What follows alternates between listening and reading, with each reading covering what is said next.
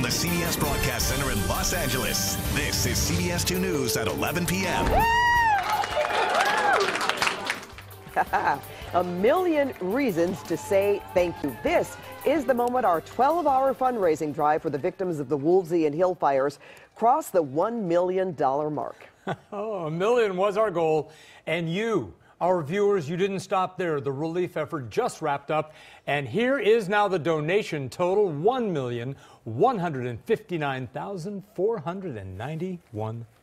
Remarkable. It really is. Truly inspirational day here in Southern California. Yes, we teamed up with the LA Rams and the United Way to raise money for people who are hurting after those devastating fires. CBS 2's Tom Wade is here now with the latest on the fundraiser. So much fun. So much fun. And both of you were in there taking calls. And you were just saying you took calls out of state, Duluth, Georgia. Duluth, Georgia. I mean, that's amazing. Isn't that? I was just so surprised. I thought I didn't hear it correctly. Yeah, people care from across the country. It's amazing. Such an incredible night. Our phones rang all evening. Volunteers and celebrities came together to help the victims of these horrific fires.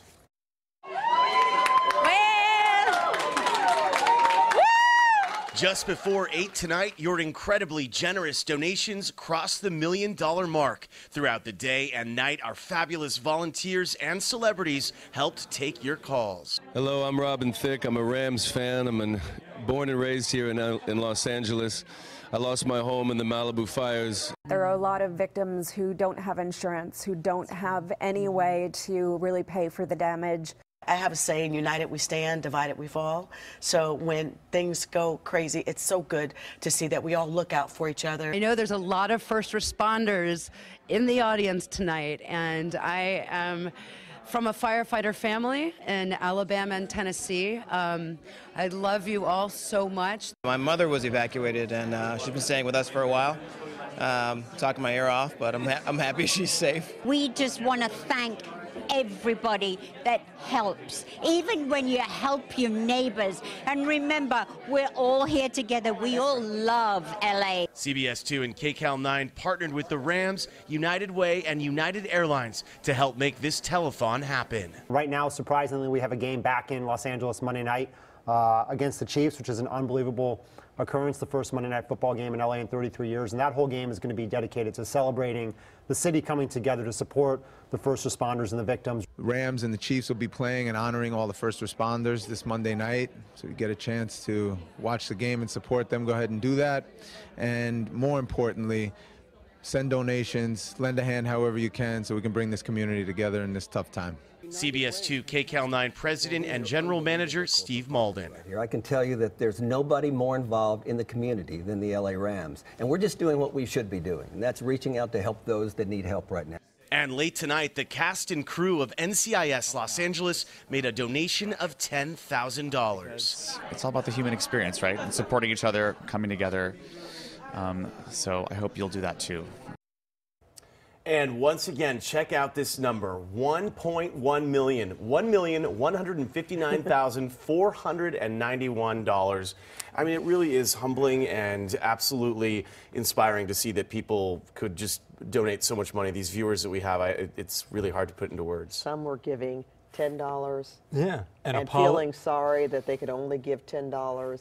Talked to so many people who were retirees, who worked with the fire department years and years ago. I listened to some people who were actually crying over the phone. Yeah. And, you know, I listened to them because they just wanted to tell their story and donate their money to help other people. It was just awesome. It's really cool. It was wonderful. Hey, can I add a name to your list? Oh, sure. Let's do it. All right. Luke Skywalker. How about that? No kidding. Yes. Wow, the force is He with us. added to the force for good. Mark Hamill sent out this tweet tonight, writing, "Please help the victims of the Southern California wildfires. Click on the link below and make a difference." Well, some big names giving big tonight. Check it out. The Annenberg Foundation has given $50,000. Thank you, Wallace. J.P. Morgan Chase donated $125,000, as did IBM. The Dole Food Company, $50,000. 21st Century Fox gave $25,000, and anonymous donors have given $175,000. Oh, a new total for the Seekin Foundation. Its donation is now at $15,000. Edison International.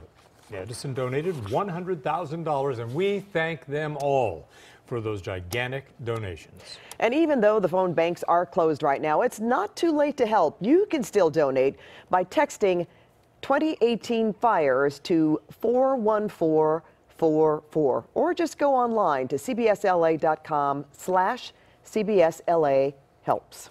And now a number we wish we didn't have to report. The death toll from the Woolsey fire now stands at 3. A body of a man in his 70s was discovered last night at his property in Agoura Hills. Neighbors called the LA County Sheriff's Department when they were concerned about that homeowner who didn't leave during the evacuation order. Well, tonight, many people affected by all of the Southern California fires attended a town hall meeting in the city of Thousand Oaks. They shared stories and learned new information about how to move forward. The fire victims found out how to get various disaster relief services. And a lot of them told us the healing process is being helped by the support they're getting from each other. CBS 2's Rachel Kim is live in Thousand Oaks this evening with that story. Rachel? Well, Jeff and Pat, not only do fire victims have to deal with the emotional aspect of losing their homes, they're now facing issues and challenges with the process of getting into a new home. Well, many told us tonight that this meeting really helped them get on the right path. So this entire community is now up in flames. As flames overtook this neighborhood in Thousand Oaks early Friday morning, Marsha Tomlinson says she was watching our coverage and soon realized the fire was headed to her home. I honestly didn't think that it would happen to us, and we took what we could at that time. And when I went back at about 2:30 in the morning, it really hit home that it was going to be a loss. When Marsha and her 2 sons later returned, this is what she found left of her house. She told us she also lost what was most precious to her. All my kids' baby things were taken. That, I think, was probably the most emotional. And my dad was in the Air Force, and I had a box of all of his, patches and everything that he had done in the Korean War. Now, Marsha and other Ventura County residents who suffered losses during the fires need help moving forward. We stood up a website immediately for people to go to look for current information on road closures and evacuation areas. So tonight, they attended this informational town hall for updates, resources, and services available to them from local, state, and federal authorities. Basically, where do I go? Because I don't have anywhere. But I was offered something this evening, so I do finally have a place to go, and that's temporary. And then how do you start the rebuild process? But being able to talk to friends and people that are going through the same thing, I think that's really good support. Now, the county has approved a housing assistance program for renters with limited income, so hopefully that can help a lot more folks. Reporting live tonight in Thousand Oaks, Rachel Kim, CBS 2 News. Things are coming together. Rachel, thank you. One victim of the Woolsey fire did what he could to save his own properties, but then he turned his attention to helping his neighbors. Howard Light knew a lot of people in Malibu were cut off from their homes. They were out of supplies, so he loaded up his yacht. That's right, his yacht, and anchored it just off the Malibu pier. And then volunteers, as you see there, unloaded that cargo by surfboard, by jet skis, dinghies, to get the relief to the shore. The surfers are coming out to get supplies. It's almost a surreal situation, You know you're doing really good. You know you're helping out, you're doing what you can. Yes, and Light lost his home on his 38-acre ranch, but his family-run Malibu Oaks Estate Vineyard, it was spared. Well, good news. The famous mountain lion in this picture, known as P22, is alive. There had been concern the big cat was killed in the Woolsey fire. Then wildlife experts couldn't track him down. Since then, P22 has been tracked and is moving around normally. He was found today in Griffith Park. 2 other mountain lions are, though, still unaccounted for. The attorney for porn star Stormy Daniels is out of jail tonight. Michael Avenatti was booked on a felony domestic violence charge, then released on $50,000 bail. Now, after he walked out of jail, Avenatti vehemently denied the charge and says the investigation will prove he is innocent. CBS 2's Chris Holmstrom is live in Century City, where the alleged incident took place. Chris. Pat, still a lot of questions as to what exactly happened. At this point, we really don't know. What LAPD tells us, though, is that Avenatti was arrested here at this Century City apartment building. Is there a restraining order against you, Michael? Michael Avenatti keeping his comments brief after being arrested on suspicion of domestic violence. The Democratic attorney is best known as the lawyer for Stormy Daniels. Now he's defending himself. I am confident that I will be fully exonerated. LAPD made the arrest Wednesday afternoon. The alleged incident took place at this apartment building in Century City. According to TMZ, Avenatti was arrested after a woman filed a felony domestic violence report. Sources tell them her face was swollen and bruised. TMZ goes on to say the alleged incident occurred Tuesday night, but there was another confrontation the next day. Their sources say the woman was outside the apartment and screaming on the phone, saying, "I can't believe you did this to me. I'm going to get a restraining order against you." I am a father to 2 beautiful, smart daughters. I would never disrespect them by touching a woman inappropriately or striking a woman. The TMZ report says it all started when Avenatti kicked her out of the apartment. While it's unknown who the woman is, initial TMZ reports claimed it was Avenatti's estranged wife, a report that was retracted. Her attorney released a statement that reads in part, "There has never been domestic violence in her relationship with Michael, and that she has never known Michael to be physically violent toward anyone." And the LAPD says they will take this case to the district attorney's office for prosecution. Reporting live near Century City, I'm Chris Holmstrom, CBS 2 News. All right, Chris, thanks for that. A somber memorial tonight in Camarillo for Cody Coffman, who was killed 1 week ago tonight in the borderline mass shooting in Thousand Oaks. Tonight, the people who knew Cody say his heroism surely saved lives in those horrifying minutes after the shooting started. But his actions also cost him his life. CBS 2's Crystal Cruz is live in Camarillo tonight with that story. Crystal.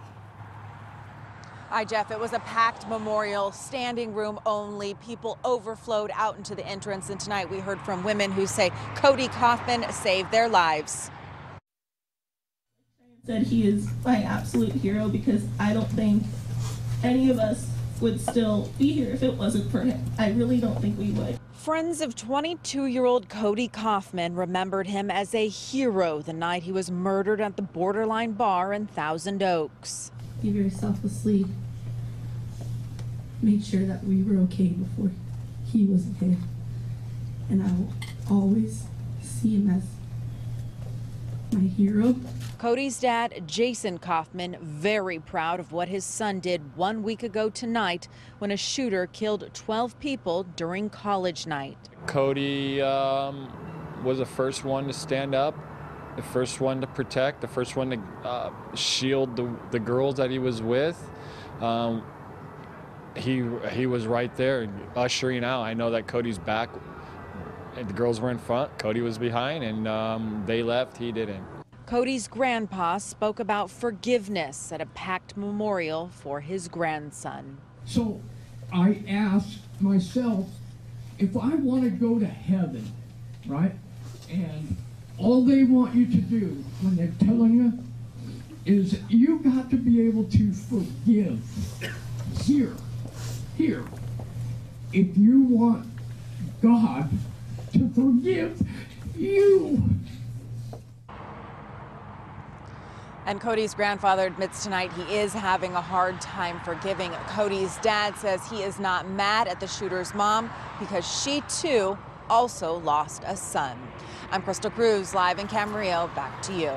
Thank you, Crystal. Well, country superstar Garth Brooks remembered the victims of last week's shooting at tonight's CMA Awards. I want to say that tonight's show is lovingly dedicated to the 12 individuals whom we lost far too soon just a week ago tonight at the borderline in Thousand Oaks, California.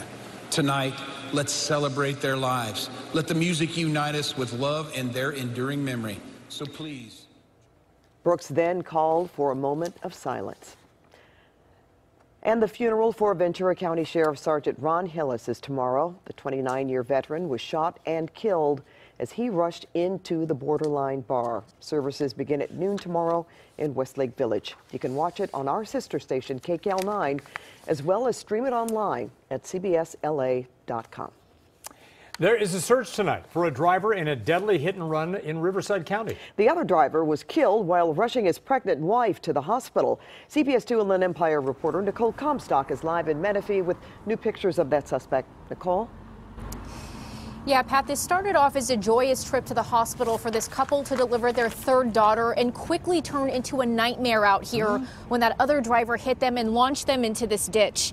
And tonight we spoke with a witness who says she saw those two men police are now looking for running away from the crash. The truck had just come out and just ran the red light and hit them. It was an awful crash to witness. Boom, and like dirt everywhere. And when the dust settled, Lexi Cortez says she saw something even worse. The two young men Menifee police are now looking for. They ran back towards the field that way into the trees. Running away from the wreckage. Cowards. They're cowards. Leaving Alyssa Sandoval, her then unborn baby girl, and her beloved 22-year-old husband Ricky trapped inside their car. They were going into labor early Monday morning, happily on their way to the hospital. And then they were upside down in a ditch off Highway 74, dangling from their seatbelts. As I watched my husband suffer. Alyssa wanted to speak with us from the hospital to explain the unbearable trauma she endured, holding her husband's hand as he lost an excruciating battle to survive. I had to watch him slowly die from choking on his blood. Investigators say these guys also left two injured teenage girls inside the overturned Toyota truck during the hit and run. His girlfriend said she was drinking. He's like, yeah, the boys have been drinking. Those photos were taken from the gas station cameras across the street, where another witness tells us these two bought beer moments before the crash. If you recognize them, call Menifee police. I'm just thankful that she survived, because I really didn't think she was going to. And we have a link to that family's GoFundMe account on our website, cbsla.com. Reporting live in Menifee, Nicole Comstock, CBS 2 News. And more grim news out of Butte County. Wildlife experts say the Camp Fire is the deadliest in a century, killing 56 people. The Butte County Sheriff says there are 130 people still on a missing list. Governor Jerry Brown and Interior Secretary Ryan Zinke surveyed the damage today.